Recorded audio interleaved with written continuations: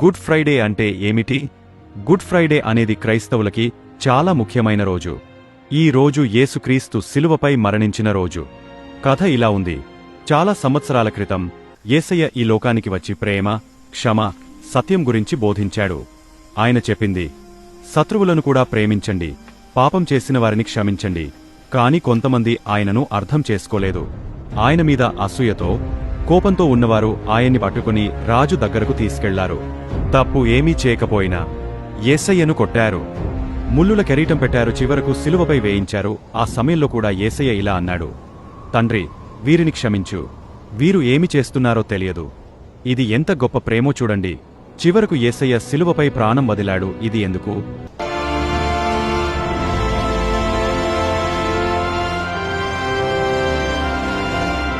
ఎందుకు good Friday అంటారు అంటే, యేసయ్య తన ప్రాణాన్ని ఇచ్చి మన పాపాల కోసం బలి అయ్యాడు, మనకి రక్షణ ఇచ్చాడు. అందుకే బాధకరమైన రోజు అయినా కూడా గుడ్ ఫ్రైడే అని అంటారు. ఈ రోజు మనకు చెప్పే సందేశం, ప్రేమ ఎప్పుడు గెలుస్తుంది, క్షమించటం గొప్పది.